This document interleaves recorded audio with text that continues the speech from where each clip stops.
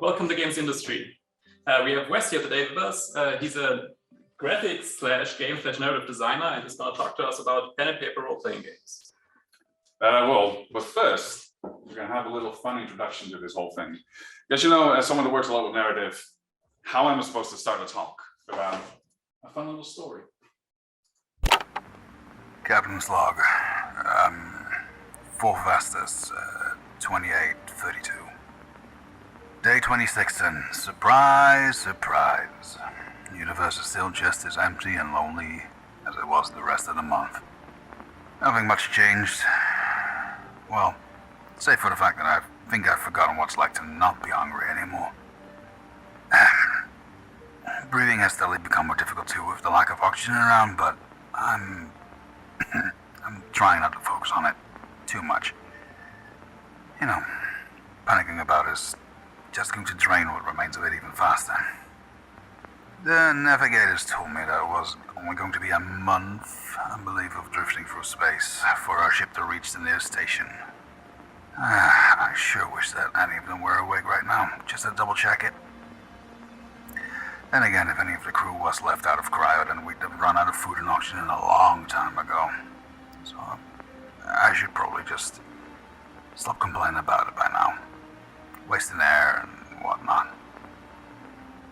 I swear, if I ever make it out of this, I'll never skimp out on buying a shoddy hyperdrive again. Or at least not try to take this shortcut by taking the long jump. Captain out. Now, for some of you, this might be a scenario that can be recognizable from some movies or series along those lines. There's always a low point in any story that comes by. The hero's journey where you need to surpass insurmountable odds and things go terribly wrong for a little while. This, however, is a story out of a game of Stars Without Numbers that I played it. And all of this wasn't like a preset narrative by our GM or whatever. This all just came purely through some basic game mechanics. There's my mouse. There you go. Now, if we look at the game mechanics that caused this story to happen, those are some basic resource management. You need to make sure that you have enough oxygen in your ship while you're going out because there's no oxygen in space. You need to make sure there's enough food. You need to make sure that your equipment is in proper quality and in proper condition because otherwise it might break. You have players taking specific roles to make navigation rolls, set the course where you're going to go, choose maybe some more dangerous routes to take at the chance of things going wrong quicker. And there are player roles and hierarchies in that game where you have specific things to do on a ship. The thing is, for some of you that might have some experience with D&D, a lot of these that create a very dramatic situation are very similar to the ones that we absolutely like to ignore as much as possible in D&D and the likes, because we absolutely hate including them whenever. I don't know how many of you play D&D, but I've known plenty of player that does not track inventory, does not care about the weight of their coins, doesn't even remember keeping track of if their weapons are in good condition, or doesn't just skip through the long traveling with maybe one or two random encounters in between, something along those lines. We tend to absolutely abhor these in D&D and in many other games of its ilk. Why did it work so well in Stars Without Numbers though? Because as you can see from the previous story, at least from what I found, it's a pretty interesting scenario and it's one that wouldn't come up out of nowhere and would feel pretty forced if your GM kind of forced that upon you. Well, maybe I'm getting ahead of myself. Maybe I should actually properly introduce myself at this point. I am Wes. I'm a communications and multimedia designer, but I'm also I'd call it functioning RPG-aholic. Some people might call it a non-functioning one. Depends on how big the addiction problem is to you. Notoriously dyslexic, so bonus points for whoever finds most of my spelling mistakes that are going to be in this entire thing. They'll probably be there. And I'm a professional voice guy, as in non-professional, but I make silly voices all the time. And I will probably be the most flamboyant big bad evil guy you'll ever have at your table if you cause my forever gem streak to continue on. Beyond that, I also have a longer name. It's written like that, and I have a bunch of online names written like that you can find around. Yes, I know, I'm working on it. Branding is a thing. We'll get there one day. Let's first start with some definitions though, because this title of this talk was Emergent Narrative Through Arduous Mechanics. Those are a lot of very fancy words for me to be very, well, fancy with, and words that can definitely like hold some different meanings to different people. So let's first just figure out, what do I mean with emergent narrative and what are arduous mechanics? Right. Thanks, Google. Let's focus in on that a little bit more. So we start with emergent narrative. Some people might know this better as procedural narrative or procedural mechanics. One of the easiest, and you'll see some explanation come by for this, are random encounters. There's just a little thing that creates a little narrative beat that are organically introduced into an experience. They build on the interaction between a person or in a system. This can be multiple systems as well, or multiple people. Think of the normal D&D game where you have 4 to 5 people at a table, where you even have people of different roles playing into different systems to create a narrative together. Some other examples are skill checks. They're a very easy way to just be like, okay, we don't know what's going to happen, roll a die, and now we know. It's a little narrative beat, and we'll figure out what happens after that, because in one option you might open the door with your lockpicking skills, and the other one you might break them and get the guards on you. Health and rest work in similar ways, where in this case you're tracking a resource, so the impact of them will be a bit longer term, but you'll have definitely like a different approach to what you're going to do on a day. If you're like low health or you don't really have a lot of resources, you need to rest. These make sure that there's a dynamic flow in the content. We also have arduous mechanics. Most people like to prefer to call this bothersome bookworking. These are all the numbers that people don't like to work with. They're often repetitive and boring tasks that break player immersion because they kind of pull you out of the experience. You were having a fun time killing goblins, and now you're trying to figure out how you're going to fit 20 rusted daggers into your bag. These are often the first target to become automated, though weirdly, doesn't always fix the problem. Some core examples of this are stuff like inventory management, Encumbrance, your travel and exploration, where especially with hex crawls, people can get very fed up with having to figure out what you're going to do for the next day again, over and over again. Let's take a look-see here, because we have one more page of this, just to get everything correct. We also have narrative versus story. At the very least, for the case that we're explaining here, when I say narrative, I mean the smaller beats within a story, especially relevant in games, because in games we use stuff like random encounters to keep player interest going between larger plot points. In a movie, you can just skip those. You only have 2.5 hours to fill at max. We have 10, 40, or in the case of D&D and the likes, hundreds of hours to fill, so we want something in between there, because otherwise we're going to get tired very quickly. The story is then the overarching plot, the events, everything else within that is built out of these narrative beats and form a cohesive whole. For a quick example on where the difference lies, the narrative of Dark Souls is some weird undead murder hobos the entire mountain of Dark Souls and steals all the loot. The story, however, is that a chosen undead prevails through insurmountable odds and lays to rest a god that rests upon the top of this weirdly Mount Olympic kind of idea that Dark Souls is.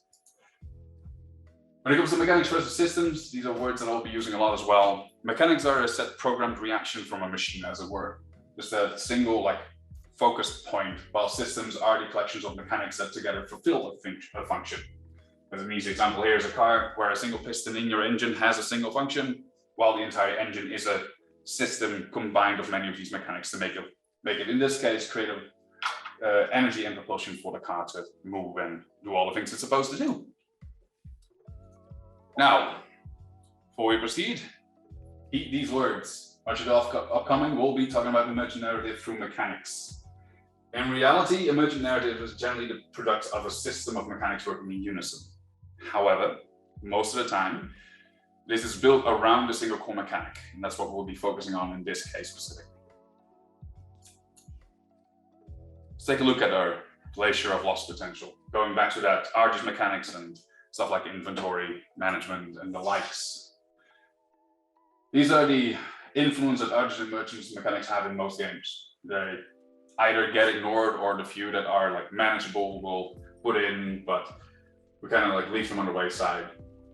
And we have this giant old school iceberg glacier to showcase just what we can do with them.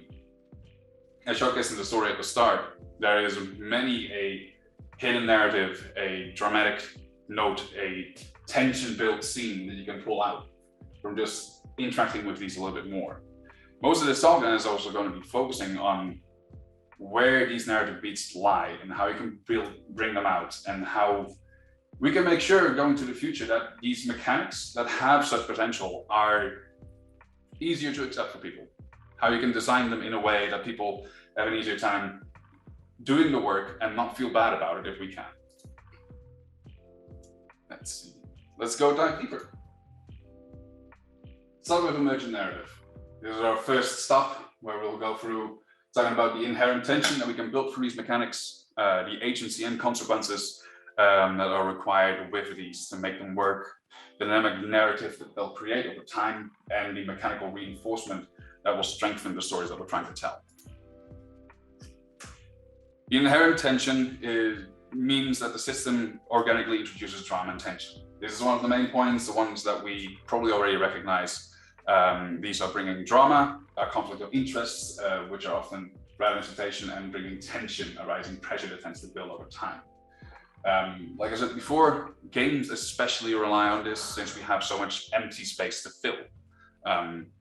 We have the moments of traveling from, if we take, for example, Lord of the Rings to Rivendell the first time. In the movie, we have a few scenes with the ring wraiths, but there's a whole bunch of traveling in between there that we as game designers are going to have to fill as well. In this case, we need to keep in mind that your narrative, as I said before, is kind of like the micro to the story's macro. These are the tiny beats we'll put in between.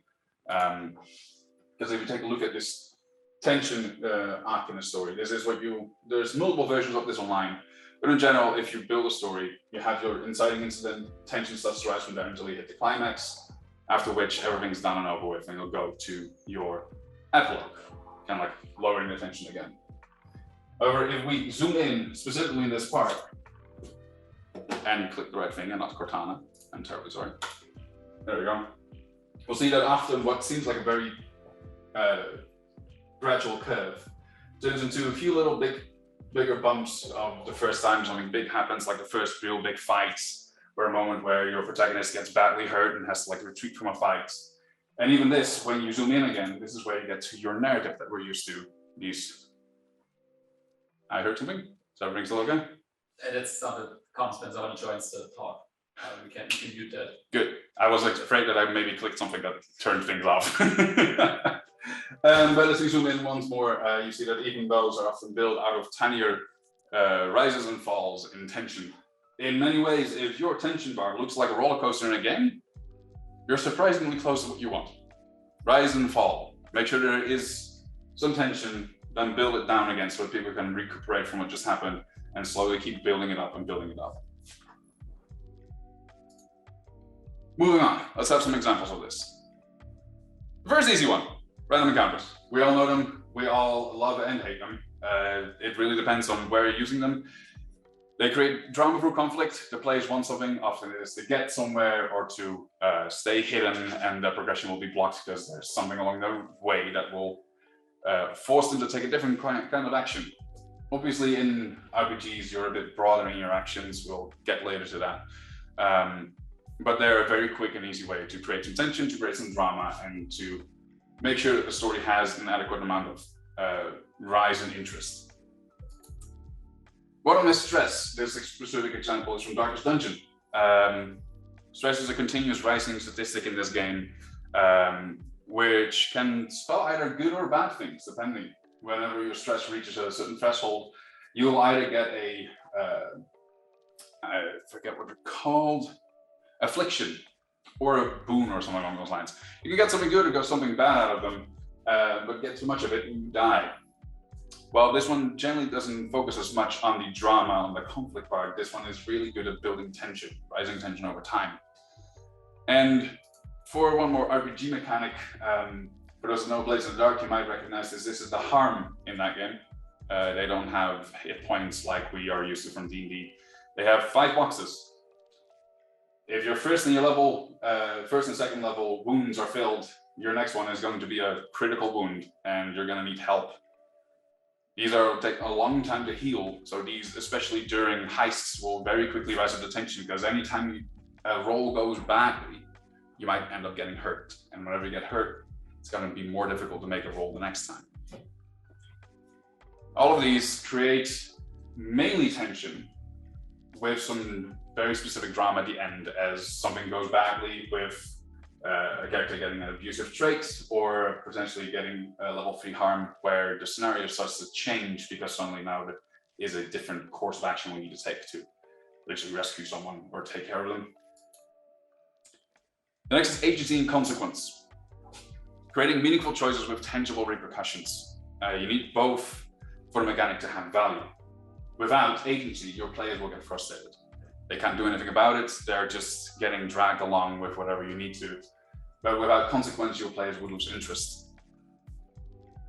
Now, this doesn't always mean that it needs to be extensive, that there needs to be a lot. In most cases, like for example with random encounter, a little bit of experience points and some coin is more than enough to get your players to do something, or in case of many arcade games that we've seen over time, a high score is all we need. We do need to keep in mind, however, that choosing not to interact is a choice too. And if someone chooses not to interact, that also needs to have consequences. Letting your players game the system can be just as important a part of agency as well. Letting them figure out, oh, I can use this move to completely break the armor class of my character and make it so that I'm nigh unhittable. This is an important part of their experience with the game too. Obviously, don't go overboard with this. You still want a game that works, but there's a lot of joy for a lot of people to find in just finding these little nooks and crannies and how they can quote unquote break the game. There they are again. Like I said, random encounters, they're just a real simple and easy showcase of how all of these work.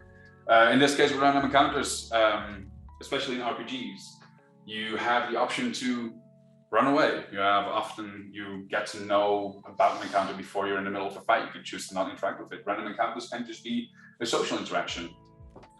And you can choose to engage with them or not. And if you do, there will be a reward at the end. Bring in those consequences with choosing to either get a reward or not for risking some of your resources. Another fun one, weapon durability from Breath of the Wild. It's also one of those very controversial mechanics that we've seen come by, where your weapons will break over time. It will give you a warning when your weapon is about to break most of the time. And the specific one here that I want to talk about is the mechanic where you can throw away your weapon against an enemy. It's an ingenious, tiny little bit of detail on how to put in some agency in one of these more arduous mechanics. Specifically in Breath of the Wild, you have the option to throw your weapon when it's near breaking point, where it will explode into the face of this enemy, knock them off guard, and potentially make them drop their weapon as well, leaving you another weapon to pick up and fight with. It's a tiny little system that plays back into itself so that you can never really be caught without a weapon if you know what you're doing. And it's just this little ingenious touch that can help a whole lot in making the entire mechanic itself feel a lot better. So last example here, we have Encumbrance in Dark Souls. Whoever is used to it, this is one of those games that is highly difficult. But the interesting point here with talking about agency and consequences is how you can very specifically build around what type of fighter you are. Choosing what type of armor you're wearing can make you either a very fast roller or a very slow roller, while obviously wearing less armor would make it so that you get hit far harder in a game that already hits really hard. An interesting point with that, on top of that, is the way how Dark Souls embraces that agency. Is you can even build your character around wearing heavy armor and still rolling around like you're not wearing it. You'll be suffering in some of the other stats, but it leaves it entirely up to the player with their agency to figure out what is best for them. But every choice will have their consequences. Either you get hit harder, either you can't roll as well, or you get both, but you don't hit as well anymore with your weapons because you don't have enough stat points in other stats. Dynamic narrative is the next point. Number 3 already out of 4 for this first part, so Don't worry, it's not going to take that long. We're forming dynamic story events that inspire and intrigue. This is slightly off from the previous points that we're talking about, because we're talking about story mechanics, story elements, and narrative beats that surpass what we just did. If we have a random encounter, that random encounter is part of what just happened. What we're talking about is, for example, after the random encounter, someone gets wounded, you need to bring them back to town to get them healed. These are the dynamic narrative that can coexist from these mechanics. It allows the narrative elements to grow into story beats through the interaction with the system, and can inspire people to take different actions and find better ways to solve problems that are placed in front of them. Preferably, if you can, these will lead right back into other mechanics you've already set up to reinforce this narrative as well. For a real quick and simple one, with the inventory and encumbrance rules, since this is the one that everyone hates so much, I love to bring it up every time. Limited in the carrying capacity, the crew needs to leave behind plenty of good loot. They hope to return quickly with a card before anyone catches wind of the treasure they found. Just this little setup creates a very interesting question on how you want to deal with this entire scenario. But it only works if you keep track of what you can carry and what you can't carry. For some examples in this, the first one I showcase is factions with installers without number. I've just opted to show a fun little art piece from the game, because if I'd show you what this actually looks like, I'd show you a spreadsheet.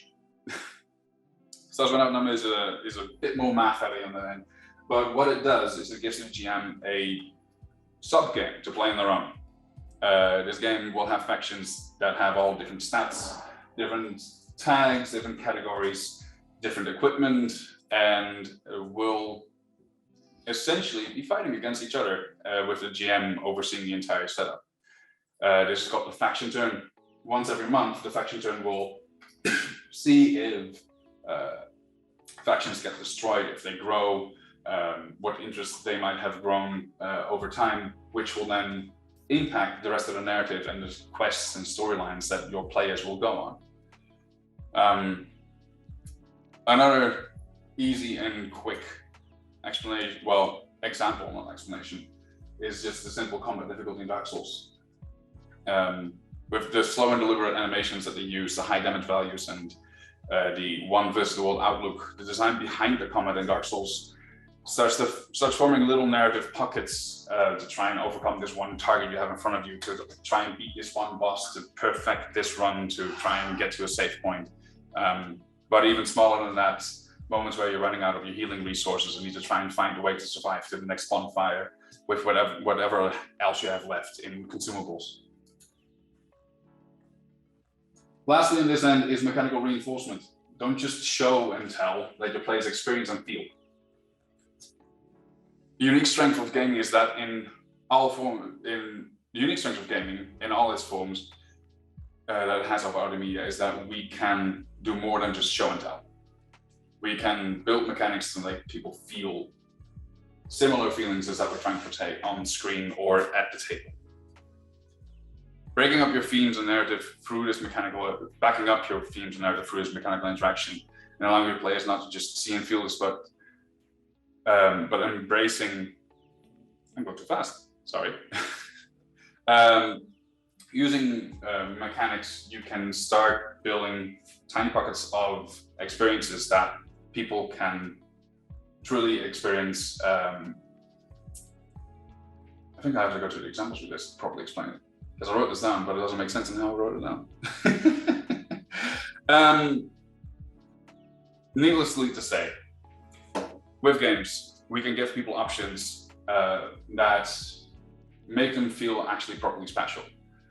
For a simple example, in games, within D&D, for example, if you have a feat in D&D that someone else doesn't have, it allows you to take actions other people can't. The Sentinel feat, for example, allows you to make sure that if someone tries to get out of your reach, if you hit them with an attack of opportunity, they can't move.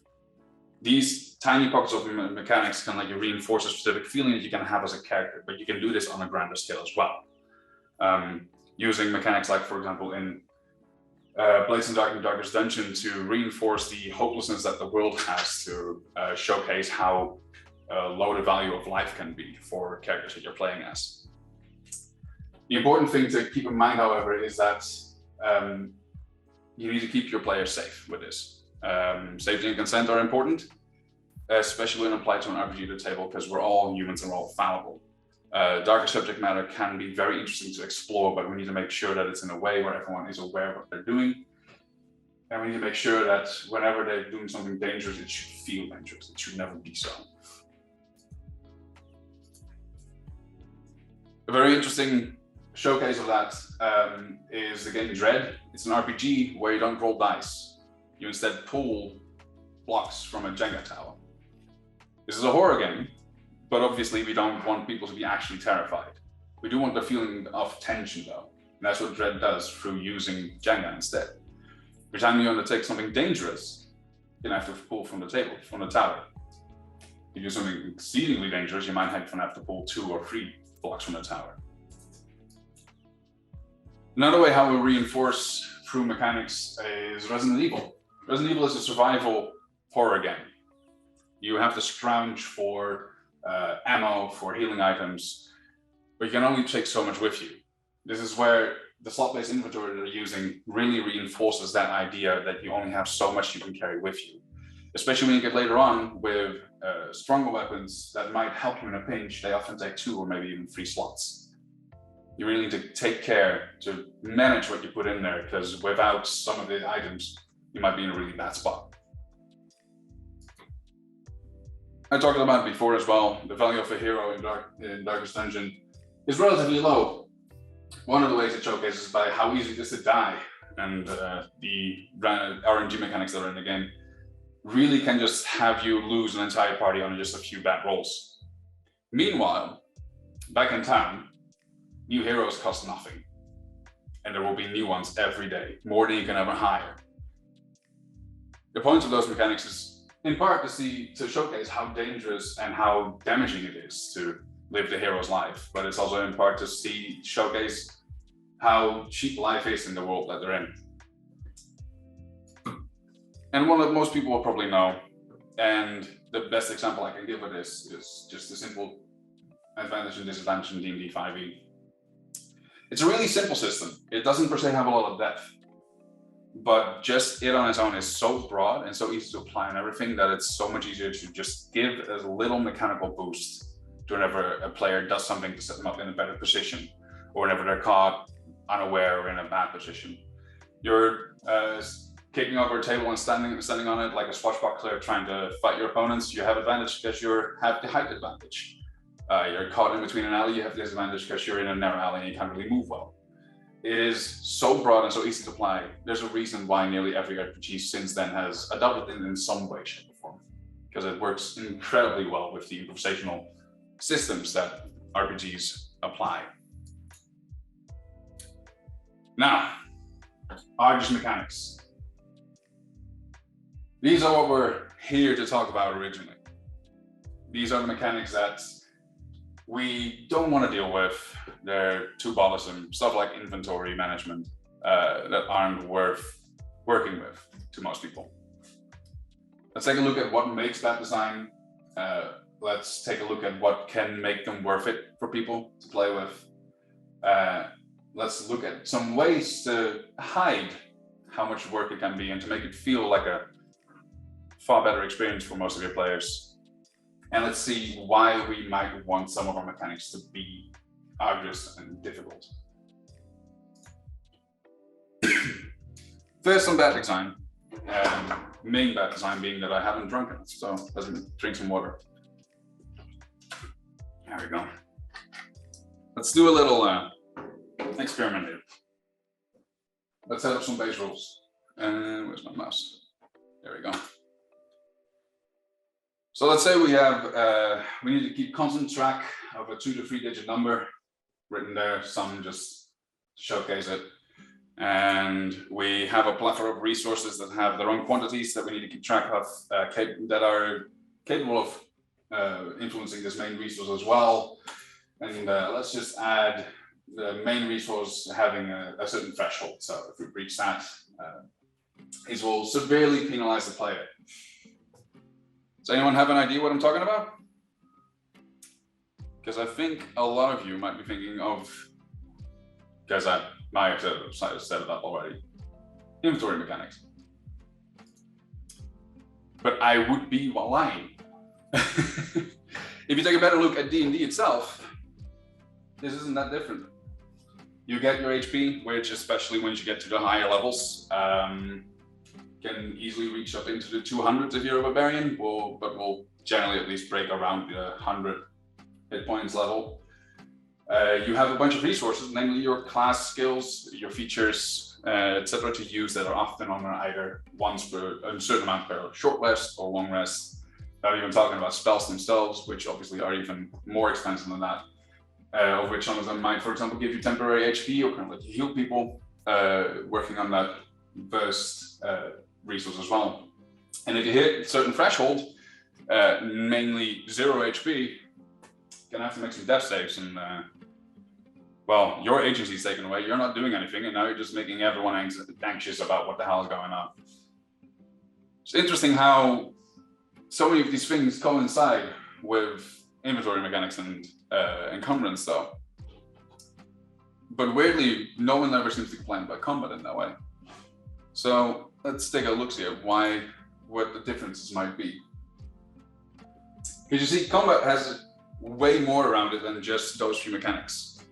Beyond the fact that you have a battle map where you'll be moving around, you get choices to make about taking damage or like taking some damage so you can deal some more damage, or maybe staying away in case you're low on health or low on resources. It will also have a really strong impact on both the narrative and the characters. Getting hurt, using all your resources, defeating the big bad, most of what you do in combat will have a big impact on whatever you're doing in the story. Similarly, as what we talked about with the random encounters before, fighting will give you rewards, especially in games like D&D. Be it either just a coin they drop in some experience points, or saving a town for a more narrative reward.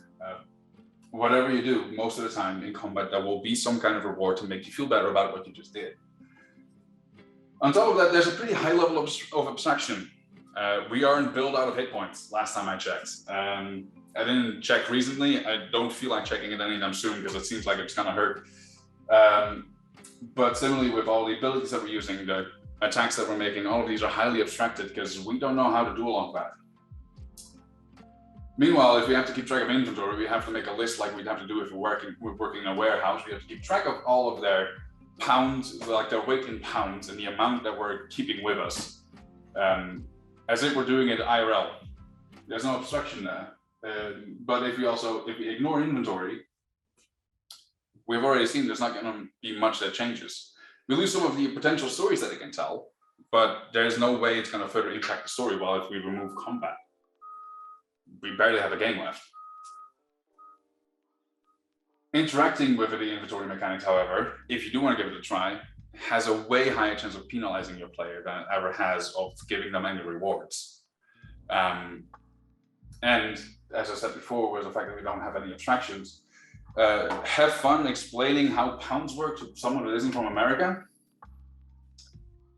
This isn't generally the best design decision, but all the nerds that are already used to D&D really liked pounds, I guess. So they kept it in for a really long time.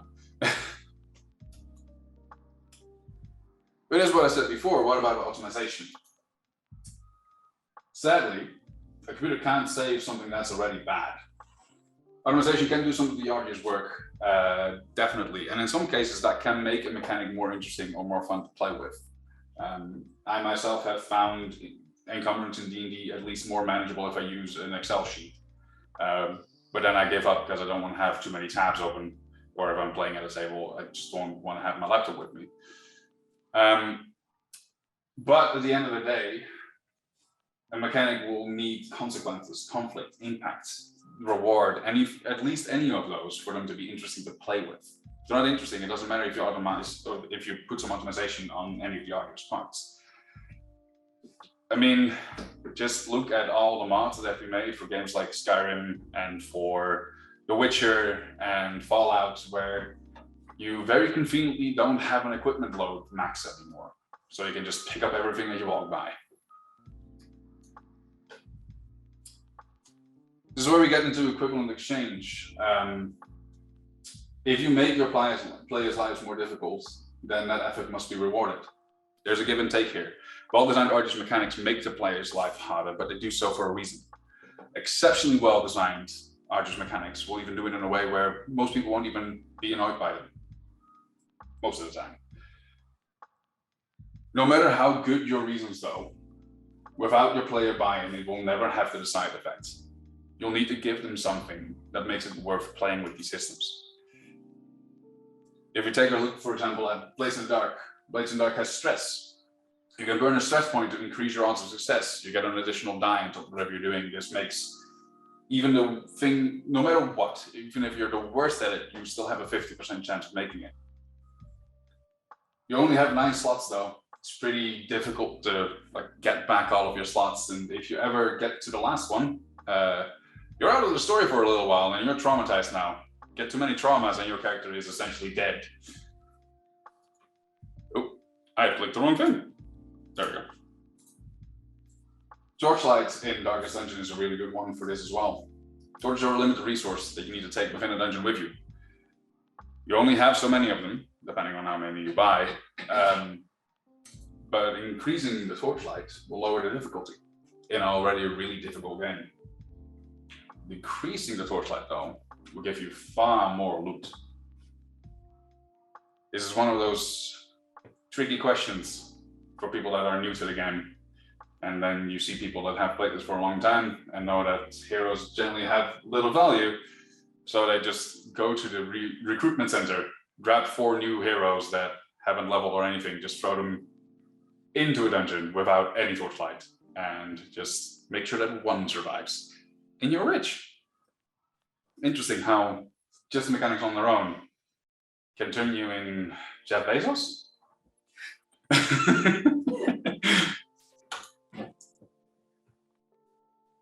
Moving on, I want to talk about inverse outcomes, but I will give a tiny warning first. We're going to be doing a little bit of work in psychology and how that works, and just in case, for anyone that's watching online or here, I will not be responsible for any future immersion that might be broken when you come across this in real life, or for any annoyances that your friends might have if you keep talking about this stuff to them. Because I know how psychology works amongst people, and apparently it's very interesting to them all. Let's have a little experiment though for everyone that's still here. On the left side, we have we have 2 setups for a quiz that we might need to take. First, we have close your books, we're having a pop quiz. Kind of see if any of you all have been paying attention. Everyone that fails will have to come in tomorrow for additional lessons, so buckle up, you idiots. And on the other side, we'll have a quick and simple test at the end of the class to go for what we learned today. Everyone that gets a 7 out of 10 or higher won't have to come to our lessons tomorrow, so do your best, everyone. Which, in case I believe for you Germans, means a 2 out of 5. I remember that your grading system is opposite to what I'm used to. Now, for everyone that's watching online and here, which one sounds nicer? Which one do you like more? A or B? Because I think we all already kind of know which one we prefer. The interesting thing though, is that the effect is the exact same.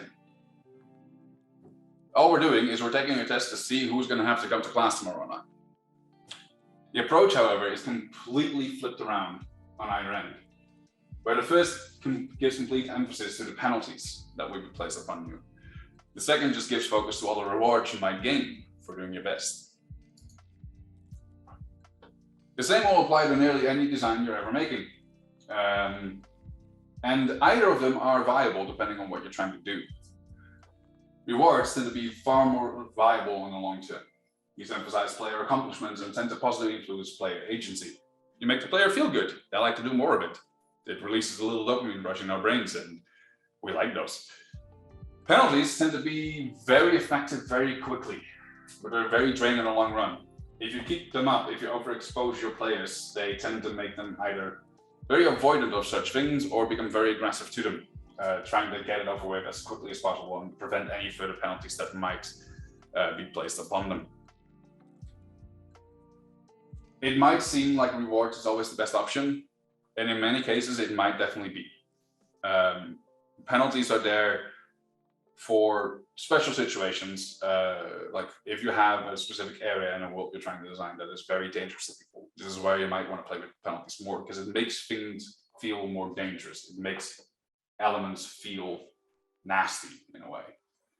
It isn't always fun, and it's definitely not a good thing to keep doing to your players, but it can be used sparingly for great effects. Just to give a fun little showcase of this in effect, both with Demon Souls, for those that don't know, it's the predecessor to the Dark Souls franchise, as it were, and with Dark Souls 2, they had an approach where if you die, you lose a bunch of HP. It was rather controversial. A lot of people didn't like it. It felt like it was punishing them for playing badly. But Dark Souls 3 did a very similar thing, but people seem to like it there. Now, why is that? If you look over here, for Demon Souls and Dark Souls, this is your expected state. There's a ring in the game, in both games, where instead of losing half your maximum HP, you only lose a quarter of it. If you're human though, you'll get like your full HP bar. They also specifically showcase this in the game where you have your bar that is literally halved and the other half is just there teasing you like the little idiot that you are. This is what Dark Souls 3 does instead though. Your hollow form, Ashen in that game, has 100% HP, and whenever you turn human, or Emergent in there, you get 30% HP on top of that. The interesting thing is if you compare what your expected states are for how the game is designed, you get less HP in the one game that people like more.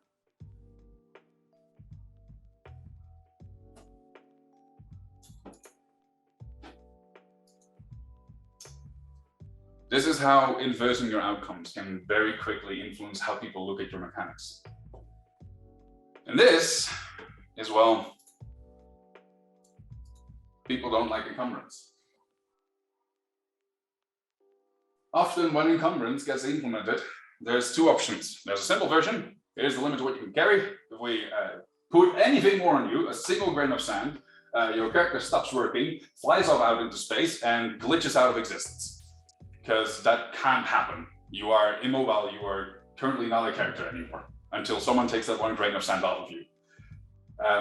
Or we use the more complex version, which is, here's a number, you can't carry more than that number. If you carry more than a third of that number, you're gonna be very slow. If you carry more than 2/3 of the number, well, you're basically a snail and also you suck at everything. Gee, I wonder why people don't like to work with this system. You can't even use what you have without being slapped on the wrist. Encumbrance forgot that a spoonful of sugar makes the pain go away, and immediately just starts whipping its cane around to try and hurt you as much as possible just to make you try and conform to its standards. It's not that weird that people don't like to play with it.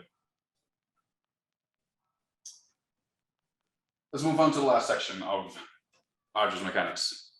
Struggle and labor, or why you have mechanics that ask so much of your players. And mark off the use of pretentious code while having a talk.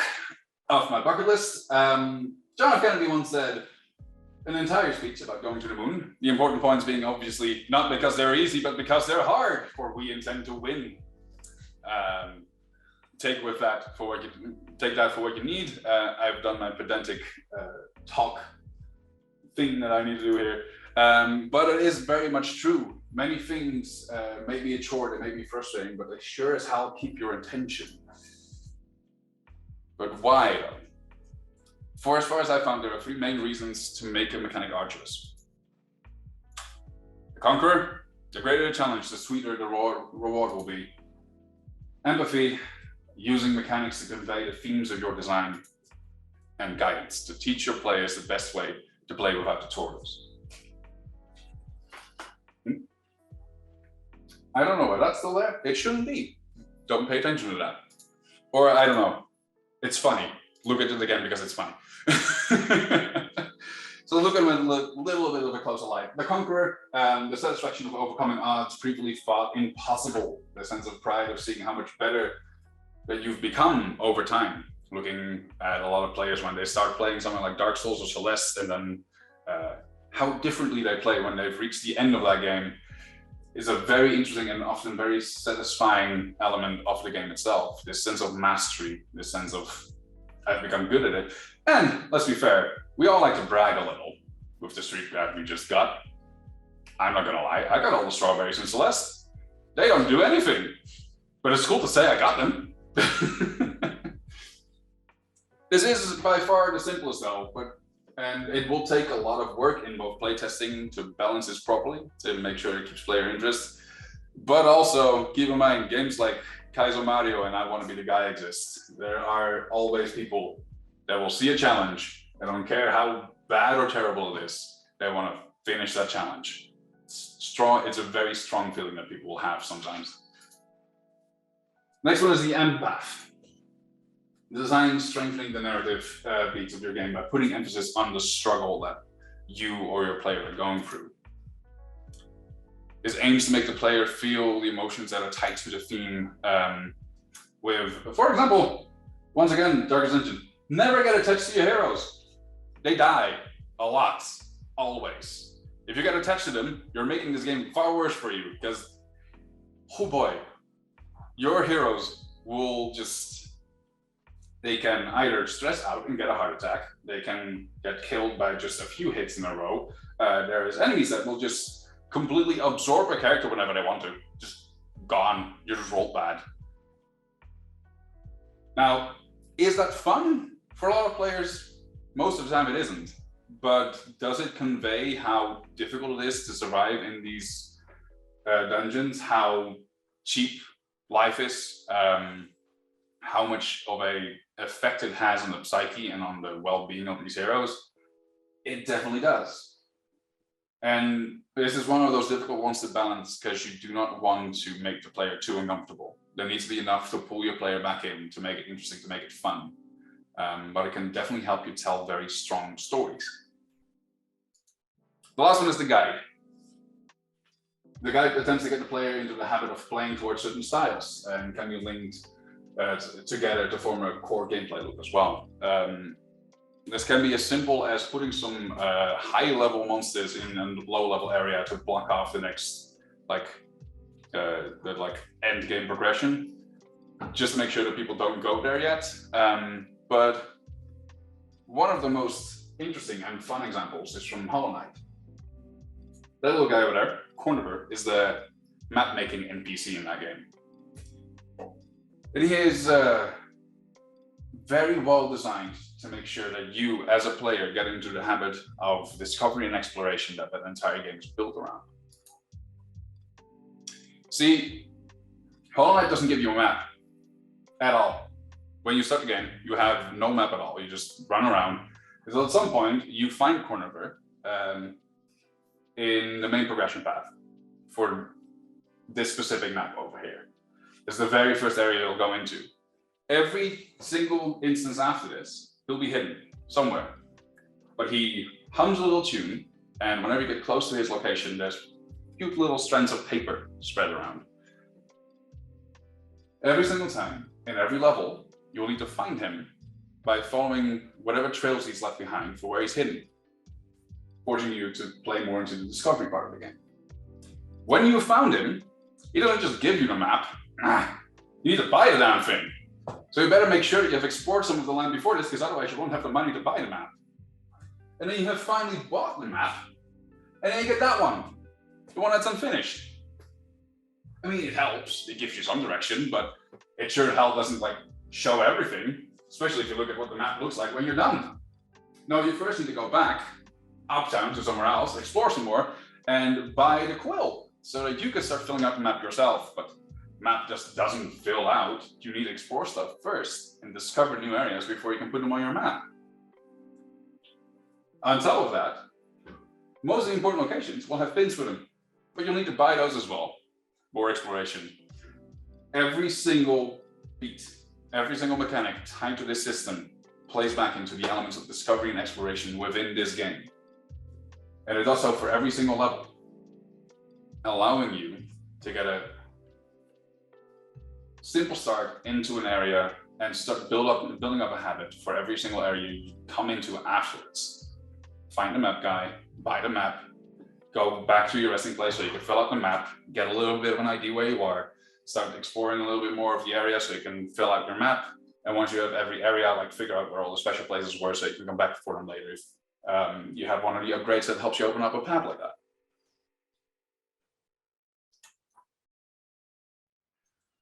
Moving on. This is the part where we're going to get to actually like figuring out how to design these. Don't worry, everyone. We're getting close to the end. I know we've been talking a lot, and I want to give you guys all some like spots to ask questions, etc., that kind of stuff. So as you can see, only 4 more elements to go through. First is know your niche. After that, we'll see how to put a focus on your designs and how to use abstraction. Once we've figured out our basics and what we want to do with them, that's where we're going to start to simplify. And at the end, we'll provide some variety to hopefully gather some more people to play your games with. Now, know your niche. Difficulty is subjective, so is complexity. Get to know who you're designing for. It comes in 2 points. There are 2 main elements to figuring out your niche. First is explore your target audience. Who are you making this for? Discover what they know, discover what they can already do. If you're designing for a bunch of engineers, you're far more likely to be getting away with some more complex mathematical stuff in your game than if you're designing for a bunch of actors. But if you're designing for a bunch of actors, you're far more likely to get away with adding in a bunch of improvisational theater elements into your games and some more acting-based requirements. Because they already have that knowledge, they already have those skills. Get to know their interests, get to know their struggles. If you're designing with a bunch of engineers, you might think, oh, they're engineers, they can do math, it's all good. Maybe the last thing they want is to do more math, because they already do it the entire bloody day. Take some time, interview people, do a few tests, maybe set up a survey. Get to know who you're designing for. All of this knowledge that you will get from that will be your guiding star through designing this entire thing. The second, though, is to figure out if it's even viable. It's a harsh one, but unless you're doing this as a hobby project and it doesn't have to be a finished product or it doesn't need consumers or whatever, you're gonna need to make something that people will be interested in, that people will buy, that people want to use. If you create something that is so niche that you only have a very small user base, you're gonna have to see if you can find either a way to expand that, to get more people in there, or to maybe put it on the shelf for a little while until you can add it to something else where you can speak to a larger audience. Your ideas might be very cool, but they might not make a viable product. And this is something that you'd rather figure out sooner rather than later. So, there we go. Moving on then, now that you know who the people are that you're designing for, your target audience, now you can lay down some focuses of what is important for your designs. What are your players supposed to feel? In the case, for example, with Breath of the Wild versus Dark Dungeon, those mechanics all make you feel things, but they make you feel very different things. Figure out what the tone is, what the theme is that you're going for. And figure out what kind of mechanics best fit your design. We already have plenty of mechanics that have been made that we can start off from a base. You just have general resource management that you can do for some mechanics, as we've done, for example, with spell slots for D&D. You can have dice checks to make sure to see if you can make it or not, and then have a result based on that. You can even go with stuff like basic inventory mechanics and encumbrance and that kind of stuff. Just feel around, see what we already have, and see what the best start is for your project. It's always better to start from a base than to start from nowhere. And try and figure out what other mechanics should this interact with. With the example for Hollow Knight, we saw that there were a set amount of interactions with discovery, with the map, with buying the pins, that all built into a single system that reinforced each other. Your mechanic is most probably not going to be on its own. It's going to be playing together with a bunch of other things. Figure out what it needs to play around with, and if it can either strengthen those or if it's going to be strengthened by others. Next is abstraction. If your design seems good to you, it's probably going to be terrible for anyone else. You have been at this project for a long time. You know the ins and outs. You've been living and breathing this project. You know everything about it. Other people don't. Other people will never get anywhere close to that. At the end of the day, you're going to have to design for them, not just for yourself. Whenever you think that you're at the point where it's good, that's where you need to start doing the actual work. The research you did before into your target audience can help with this. It can provide you the basics of what you know that they'll be capable of understanding, but nothing's going to be better for this than playtesting at the end of the day. Abstraction is where you're going to figure out what knowledge does this game require to use the mechanics properly, and how can I make sure that this works in an easier method where most of that information is going to get covered by the game itself. It's the whole idea of I don't need to know how an engine works for me to drive a car. Similarly, in many situations, for example, with Encumbrance, I don't need to know how many pounds I'm carrying. I just need to know how many units, how many numbers I can carry. I don't even have to do conversions. I can just simplify this to, this is a small item, this is a big item, and I can carry 4 big items and 2 small items. That makes no sense, but it doesn't matter. Where can you simplify and throw away information that people don't need to learn for your designs to still work?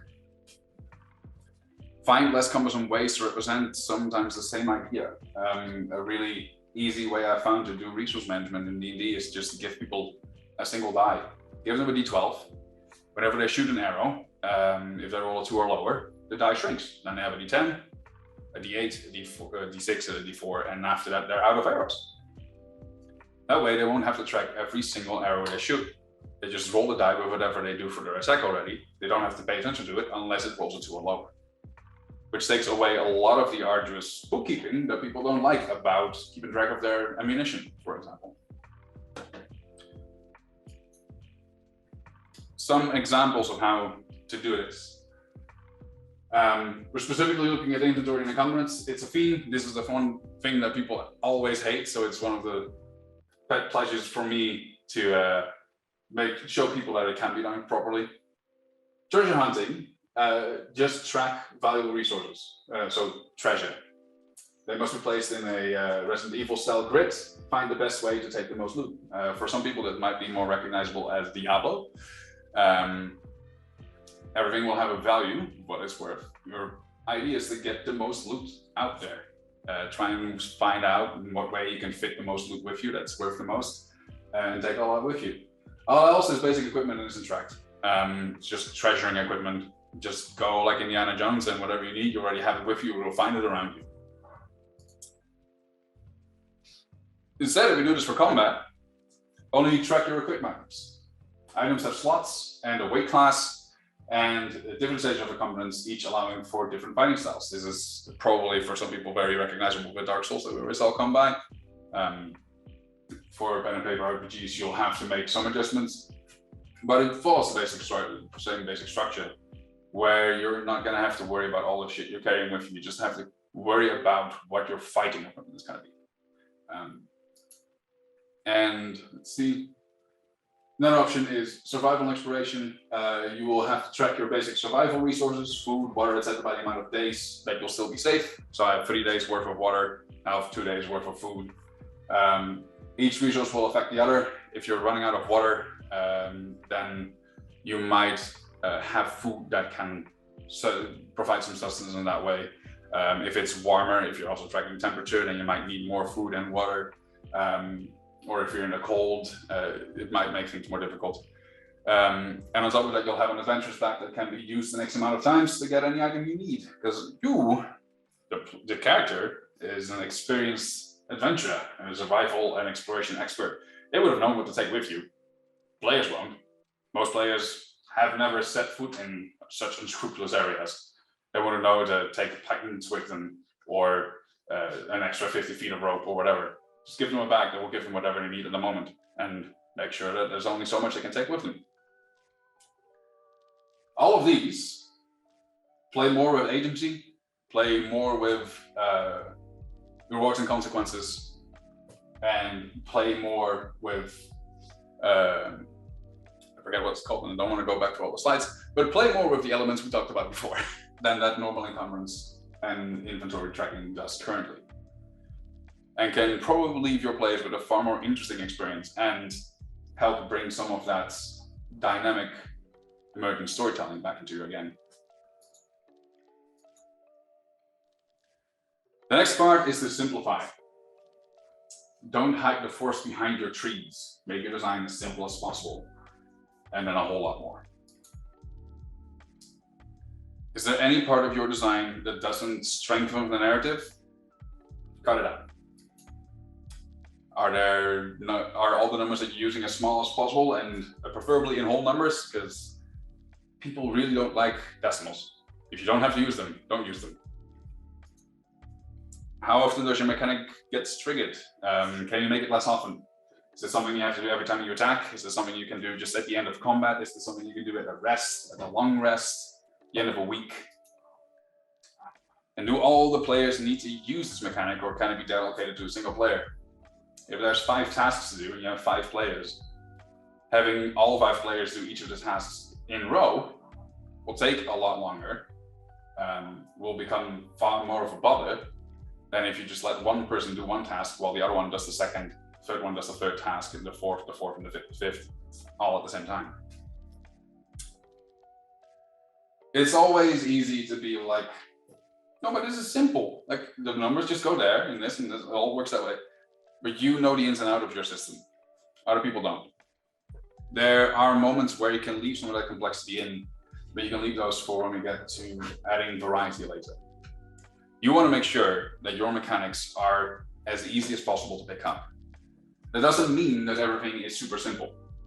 It means that it's as simple as possible, that you've removed as much of the complexity as you can without losing the essence of your mechanics. Most of the time, from what I've found in my experience so far, the most important parts for mechanics is that they can relate to each other. You can create very complex systems from very simple mechanics by reusing them, overlapping them, and bringing them together in a way where your players won't have to learn a lot of different mechanics. They all combine together into one single thing. 5th edition does a decent bit of that, actually, through the fact that nearly every single statistic is made up out of just your proficiency modifier and your ability scores. Make sure that all of these play together, and if you're trying to make a new mechanic, try and use what you already have before you start adding something new on top of it. But most important, playtest. Playtest, playtest, playtest. You can do as much as you want in your head, and you can get a decent end with good research and good work ethic, but you can never say that your project will work until you've seen it in the hands of players and seen what they do with it. You, at some point, will get very focused on what you're working on and will not notice a lot of the glaring issues you might have with your project, because there are ways that you'd never have think about abusing your system like that. Other people will. Similarly, things that seem very simple to you can be very difficult for someone else to understand due to a tiny little writing error you might have made. Just a way how you've tried to explain your mechanic that doesn't work for someone. Playtesting will get you to all of those little features that are going wrong, that will often result in your mechanics being far more arduous and laborious than you want them to be. Lastly, provide variety. Spread your net wide, you'll be amazed at your reach. You'll probably already have a lot of resources to help with this. If you imagine your target audience being the middle 66% of the bell curve, try and provide a variety for both ends of the bell curve with the other 33% remaining. These are the people that would be interested in your mechanics, but are either more interested in something that is just a little bit stronger, a little bit more reinforced, a little bit more difficult, maybe a little bit more complex, or the people that would be interested but can't handle with having to deal with all these, need something a little bit simpler, need something a little bit easier to deal with. Providing variations upon the mechanics that you've had that people can use when need be will make it both a lot easier for you to reach a larger audience, for your mechanics to be more accessible to a lot of people, and for what your target audience will be very glad for, makes it a lot easier for them to play with their friends. Because a lot of people in your target audience might not have friends that are exactly in their target audience as well, but they'd like to play these games with them. Having a slightly simpler version or a slightly more complex version, preferably both, will make it a lot easier for people to just add in and at least give it a try. Especially with the more simple version, it will give people a trial period, a tutorial, so to say, to get into the feel of how these mechanics might work, and they can start to grow out from there. The benefit is that you'll most probably have already had a bunch of previous versions that are far more complex than what you had at the end.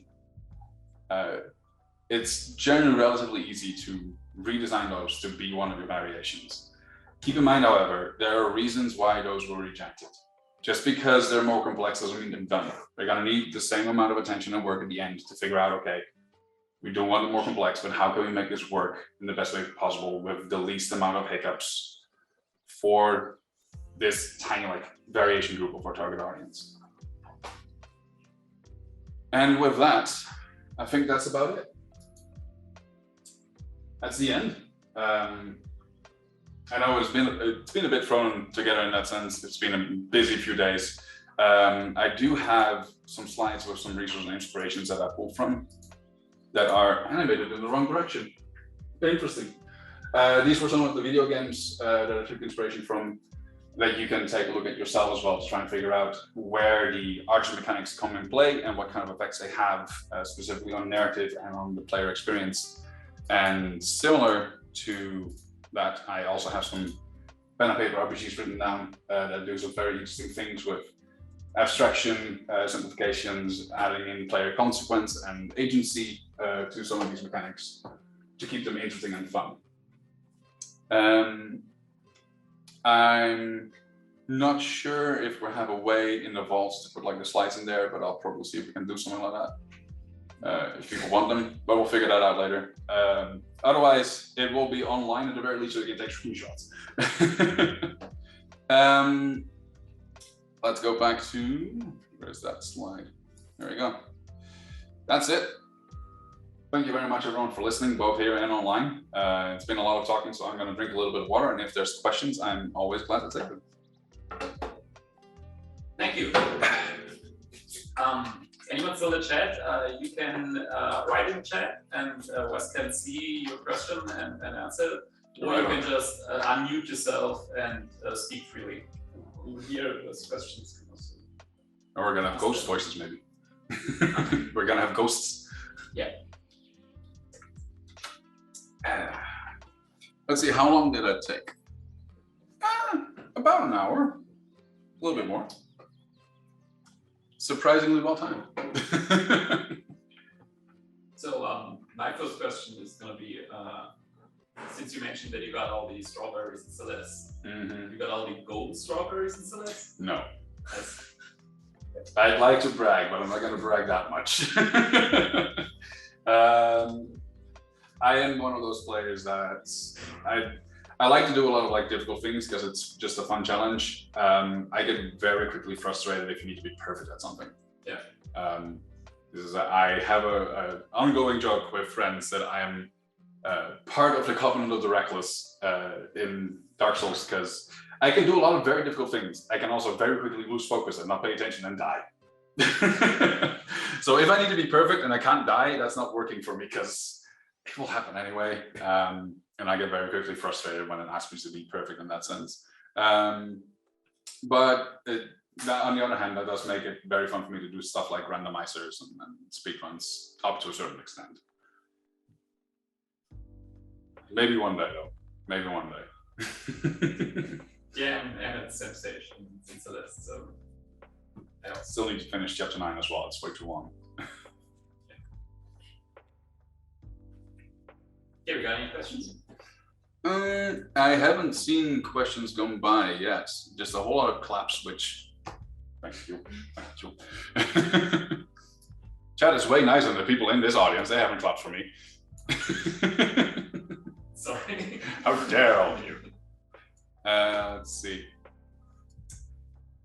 Well, on the other hand, if people don't have questions, that just means I was very clear, right? And no one. So I have no question then. Since you talked a lot about Encumbrance and how bad it is, like those were your examples for just bad design, because it's very punishing and it usually doesn't reward you. Do you know an encumbrance system in a game that does reward you, like that is? Yeah.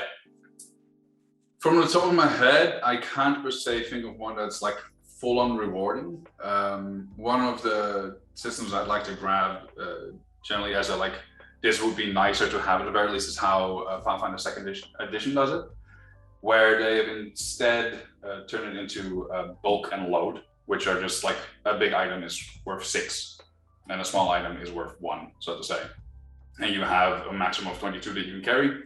So you're effectively just marking in slots at that point instead of having to calculate a whole bunch of weight against each other and that kind of stuff. Most of the encumbrance that does play with rewards, I find more in stuff like video games. This is where stuff like Dark Souls comes in, where it's more often a trade-off than like a specific reward, which means there will be a reward and a penalty in that sense. Where you can choose to like carry more and do some interesting things with that, either like with Dark Souls have higher defense and that kind of stuff, but also Witcher 1, for example, has a bunch of like tiny quests for which you need to like carry a drink with you, because the quest will be like gone and unaccepted if you don't have like a drink to share with a person so they can talk about their quest. That's like one of the tiny things where at least you do put in an interesting reward for managing your inventory, making sure you always have like a beer on you to share with an NPC if you walk across them. It is definitely one of those things where I feel a lot of companies just don't want to put in effort because everyone hates it anyway, because you see it very like Breath of the Wild itself like has an inventory system that is just, you can carry whatever you want, we don't care, we just give you some stuff, because if we do anything else, then people are going to complain. And then just build some slots so you can at least like contain how many weapons they have. What Breath of the Wild does very interesting with its inventory in a way is how it uses the upgrade system for its equipment though. Because the upgrade system requires you to scour the entire land for items and resources, meaning it plays right back into the exploration main gameplay feature that it has, by making you go find either very rare creatures to defeat, or at least hit, in case of the dragons, to get their resources, or find specific spots in the land where very specific resources will grow. But that's the most like rewarding stuff around inventory and encumbrance that I like know from the top of my head, at the very least, around that kind of stuff. In Breath of the Wild, I also thought that the Korok seeds, like when I first found out what I can do with the Korok seeds and that I can use them to get new slots, like suddenly those were a lot more interesting to collect and to explore and to discover. But first, for this to work, first I need the restriction in the inventory, which is kind of annoying. I think the starter game you can only carry 4 weapons or something like that, and that restriction sucks. Before I start to get to upgrade. And I hate it because Nintendo always commits the cardinal sin of making you upgrade things one at a time. Every single time. Yeah, it's no bad. Play the button. Nintendo games. Play the button, wait for an animation to end, have some text, click again, now you can upgrade the next one. It's like, but that's just a Nintendo thing, I guess. Let's give me some question here as well. How would you implement difficult mechanics that are challenging but shouldn't feel like they exclude players with disabilities? That's a very interesting question, and it's very difficult, different depending on if you're looking at video games or if you're looking at RPGs. RPGs, beyond the fact that you're already at the table with a bunch of people to begin with, so if there's a literal physical disability, it depends. Like, it's going to be very difficult to create a dice game for someone that can't roll dice at the end of the day. You can add in variations where you can play with cards, or you can just play with digital dice as well. But most of the difficulties generally within RPGs that you'll be finding are more mentally taxing than they are physically taxing. Because at the end of the day, most of what an RPG is you have a piece of paper in front of you, you shout out the thing you're doing, and you roll a die. Beyond that, like on the physical taxing side, it's what I brought up before as well. You need to make sure that on a mental level, people know what they're getting into and have a way to get out of it. This is where it's a really good resource online already that is by Monty Cook about consent in gaming, and has a bunch of safety tools and that kind of stuff, depending on like the people you're playing with. And it is by far always the best to introduce those into your designs already if you can. Especially if there are mechanics that hit very specific features that might be triggering for people. Lay that out in front, make sure there's a way where people can opt out. If they can't opt out, at least warn them properly beforehand. But a lot of it is, I feel, kind of just the standard be nice to each other rule at the end of the day, because it's so like mentally focused. When it comes to like digital games, like video games, that kind of stuff, there is a lot of difficulty that can be found in the way how controls work.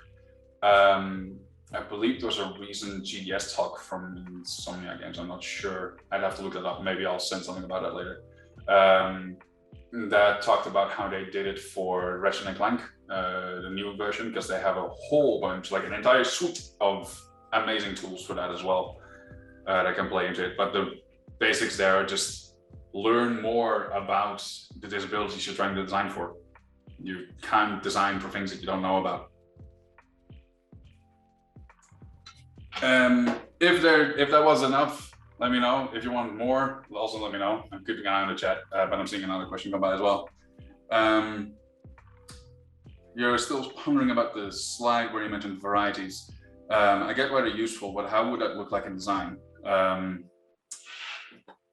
So I guess the easiest way to showcase that is something that I've been working on myself. I've been working on a new system for coin and commerce in games like D&D that is a bit more focused on how it used to work historically, which is far more complicated for people to understand than it is now in D&D, because now in D&D it's just, hi, it's capitalism, but now in 1500s. Coins are just decimal based, so there's the 10, 10, 10 difference between what the value of the coins is, while in my system, going back to being based on the value of silver, it's like 20 silver into 1 gold, and it's 12 copper into. So that's very complicated for a bunch of people, and they don't want to deal with that because they just want to play the game. And two variations I provide for that is, one is just talk with your GM. If you really do not care about coin, just strip it out, but you can still use the basic system as a information piece for the narrative, for the lore of the world, as it were. Like, we have these specific coins, that's kind of like how it's built up, so you have it as that point, but for the rest of it, you're adventurous, that's your job. It earns you enough money to do whatever you need to do. Once you've done an adventure thing, you can go be at a tavern and you don't have to worry about it, because the adventure thing would have gotten you enough money. Another one I provide is resource dice for money, where instead of having to track the specific amount of money you have, you just have a resource die, and whenever you're trying to buy something that would be expensive to like the current tier that you're at, you roll the die. If you roll on a number or lower, I think I said it on 4 or lower, then the die shrinks one size, and at some point you're out of money. Those are two like simpler variation I provide to it, still put in some of the narrative beats it would have, still play with that system, but open it up for a lot of people that don't want to bother with the more complex ideas that come from the original system, that try to represent like more historical commerce. Yeah, good to see that the previous answer was approved by chat. If there's any more questions, it's the shrinking die thing. Is it from another game? The interesting thing is I've seen it come by in so many variations. In like tiny games that I wouldn't know where it's originally from. But there's definitely like a bunch of mods I've already seen come by, and it's a very interesting system to play with since it is so easy to implement. and so easy to adjust as well, because you can adjust like on what number does the die shrink, can you make the die increase in size as well, that kind of stuff. Recently I saw like Wizards of the Coast also play around with it for their psychic system, where you'd have a psychic die that would increase if you hit a 1 and decrease if you hit a 6, I believe. It's a bit weird, but it's been spread around. I would love to know where it originally comes from, so if anyone knows, let me know. I've just heard too many things for me to know what the original source for that was. If that is all, yeah, then I think I'm gonna ask you to wrap up the stream.